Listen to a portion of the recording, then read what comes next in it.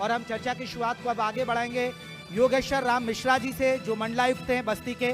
अजीत हमारे सहयोगी, आपको बता दें, इस चर्चा को आगे बढ़ाएंगे और खास चर्चा होगी कि पूरे मंडल के लिए जो मिश्रा जी हैं वो क्या कुछ प्लान कर रहे हैं, क्या धरातल पर उनकी तरफ से योजनाएं पहुंच रही हैं, नहीं पहुंच रही हैं, और विकास का रोड मैप है वो कैसे आगे बढ़ रहा है। Over to you Ajit. बहुत बहुत शुक्रिया जेपी। हमारे साथ बस्ती के मंडलायुक्त योगेश्वर राम जी, और देखिए बहुत बड़ा अनुभव है आपके पास सर। और आप देखिए ठीक अयोध्या के बगल अयोध्या मंडल और उसके बगल बस्ती मंडल, बड़ी जिम्मेदारी, बस्ती के विकास को कैसे धार मिलेगी। देखिए हरीश द्विवेदी जी सांसद बता रहे थे कि बहुत सारी केंद्र की प्रदेश की योजनाएं हैं जो यहाँ पर चल रही है। बतौर मंडलायुक्त आपको क्या लगता है कि अभी कितना हुआ है काम और कितना बाकी है प्रशासनिक तौर पर? देखिए, सबसे पहले तो आपके इस चैनल को बहुत बहुत साधुवाद कि आज आपने बस्ती के विकास के लिए बस्ती में आयोजन किया। बस्ती बहुत ही पुराना जनपद, और मंडल तो बाद में बना, 97 में बना, लेकिन बहुत पुराना जनपद है। और इसकी जो महत्ता है वो आप देखेंगे कि पौराणिक काल से है। और अयोध्या और गोरखपुर के मध्य में स्थित है, लखनऊ से भी बहुत कम दूरी है, और अंतर्राष्ट्रीय स्तर पर भी देखें तो नेपाल की सीमा से भी सिर्फ 80-90 किलोमीटर दूर है। तो यहाँ पे विकास की अपार संभावनाएं हैं। पूर्वांचल के विकास के लिए केंद्र सरकार और उत्तर प्रदेश की सरकार, दोनों सरकारों की बड़ी स्पष्ट प्रतिबद्धता है और उनके बड़े स्पष्ट निर्देश हैं, योजनाएं हैं। प्रशासन का जो रियल चैलेंज है वो चैलेंज ये है कि इन योजनाओं को अक्षरशः और मनसा वाचा कर्मणा लागू किया जाए। मैं आपको छोटे दृष्टांत के साथ बताऊंगा कि पूर्वांचल के मंडलों में शायद उद्योग की संभावनाओं को उतना नहीं देखा गया था। जनपद बस्ती के लिए सिर्फ 1000 करोड़ रुपए का लक्ष्य रखा गया था, और पूरे मंडल के लिए हमारे 1750 करोड़ का लक्ष्य रखा गया था।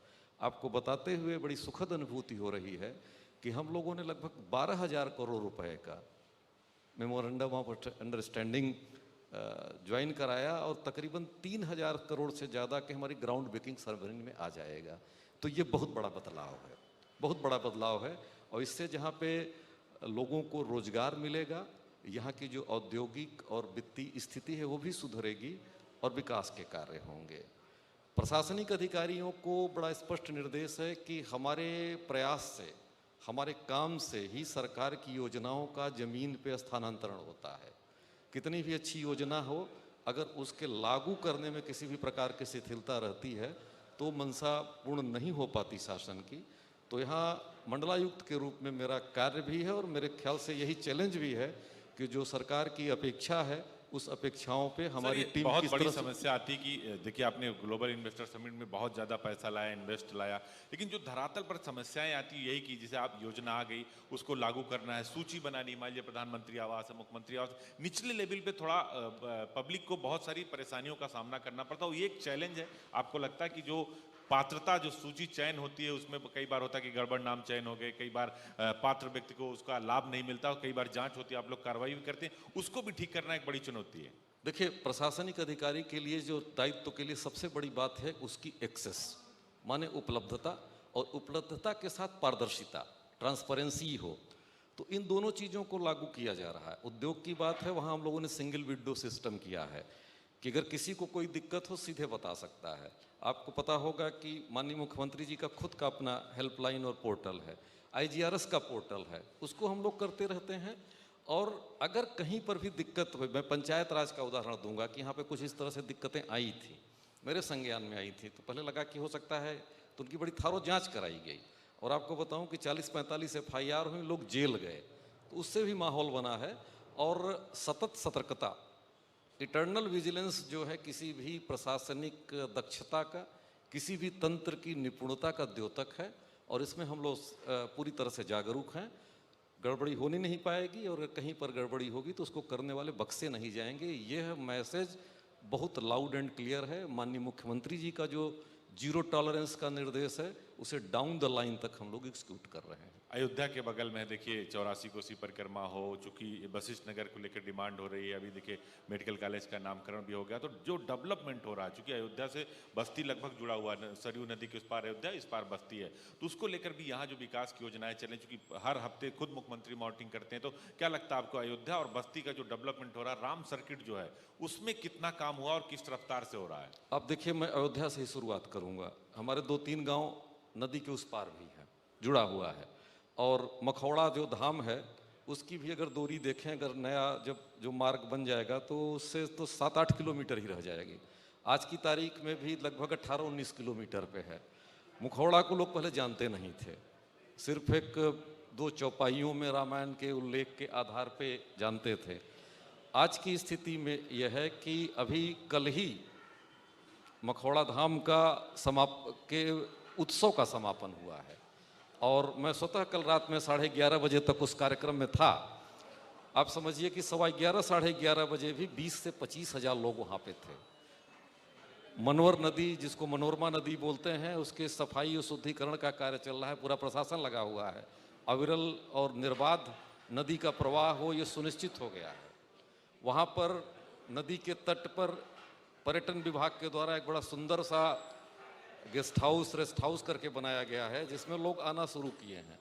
और जितना हमारा टूरिस्ट सर्किट है उनको भी बताया जा रहा है कि आप अयोध्या में आते हैं, श्री राम की जन्मभूमि को देखिए, बजरंगबली के स्थान हनुमानगढ़ी को देखिए और उस जगह को देखिए जहाँ पर यज्ञ करके, और ये यज्ञ का भी बड़ा महात्म्य है। यज्ञ के लिए वशिष्ठ जी जो उनके कुलगुरु थे, उन्होंने प्रयाग से, अब तो कौशाम्बी जनपद में है, श्रृंगवेरपुर से श्रृंगी ऋषि को बुलाया था। यानी डेवलप हो रहा था कि सांसद जगदम्बिका पाल जी भी हमारे बीच आ गए, जोरदार ताली एक बार हो जाए। तो वहां पर लोग आए और एक राम सर्किट है, और राम के सर्किट में आप देखिए कि आपकी जो भगवान राम, मर्यादा पुरुषोत्तम राम की जो बारात गई थी वो गोंडा की तरफ से गई थी, लेकिन जब उनकी वापसी हुई थी तो राम जानकी पथ से वापसी हुई थी। राम जानकी पथ का एक पूरा पार्ट आप अगर चलें घनघटा से आगे तो सीधे आप छावनी में जाकर के कनेक्ट हो जाते हैं। बड़ी सुंदर सड़क है। अभी रिंग रोड भी जब जुड़ेगी तो भी कहीं ये सब रिंग रोड भी जब जुड़ेगी तो भी कहीं ये सब करने में बतौर मंडलायुक्त, बतौर एक प्रशासनिक अधिकारी, क्राइम और करप्शन इंडस्ट्री आती है, डेवलपमेंट होता है, तो ये भी एक बहुत बड़ी चुनौती है कि भाई जब विकास हो रहा है, काम हो रहा है, तो क्राइम बिल्कुल जीरो टॉलरेंस पे और करप्शन ना हो पाए, क्योंकि ये प्राथमिकता भी मुख्यमंत्री की है। देखिए, मैं क्राइम से शुरुआत करूंगा क्योंकि सुरक्षा व्यवस्था सबसे पहली शर्त है। किसी भी स्वस्थ समाज के लिए, स्वस्थ उद्योग या वाणिज्य के लिए सुरक्षा सबसे बड़ी सहायता। पूर्वांचल बड़ा कुख्यात रहा है फिरौतियों के लिए या रंगदारी की वसूली के लिए, और आज की तारीख में स्थिति है कि आप कहीं भी आप आए हैं, आप जा कर के यहाँ औद्योगिक नगरी में भी लोगों से बात करें, जो लोग आज किसी के पास कोई टेलीफोन कॉल नहीं आती, एक भी शिकायत। 4 महीना मुझे भी हो गया, शांति और सुरक्षा व्यवस्था को लेकर के किसी उद्यमी की या किसी जन सामान्य की, ये व्यवसायी की नहीं आई, तो एक बहुत बड़ा कवरेज मिला है। और एक कवरेज मिला ही नहीं है, इसका मैसेज है। अगर आप बम्बई से आकर के, कलकत्ता से आकर के आदमी अगर यहाँ पे एथेनॉल की फैक्ट्री लगाने की बात करता है तो सबसे पहले यही देखता है कि उसे निर्बाध विद्युत मिलेगी कि नहीं, और अगर वो इंडस्ट्री लगाएगा तो उसे कोई रंगदारी वसूली या कोई इस प्रकार की बात तो नहीं होगी। तो पहली चीज़ तो ये रही।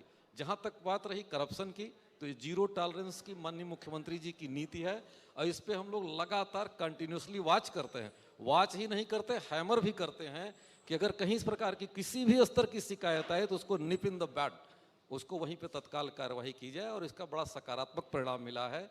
लोग बड़ी ऊर्जा के साथ आ रहे हैं, बड़ी कंप्लीट पॉजिटिविटी के साथ, प्रशासनिक रूप से और व्यवसाय में भी जो लोग काम कर रहे हैं, शिक्षा व्यवस्था में जो रह रहे, पूर्णतः स्वतः स्फूर्त और बड़ी सकारात्मक ऊर्जा के साथ इन प्रयासों में लगे हुए हैं। बहुत बहुत शुक्रिया सर हमारे साथ जुड़ने के लिए, मंच साझा करने के लिए। तो ये थे मंडलायुक्त बस्ती योगेश्वर राम जी, जिन्होंने बेबाकी से कहा कर कोई क्राइम करप्शन करेगा तो उसकी जगह नहीं है, और कार्रवाई। बहुत बहुत शुक्रिया सर हमारे साथ जुड़ने के लिए।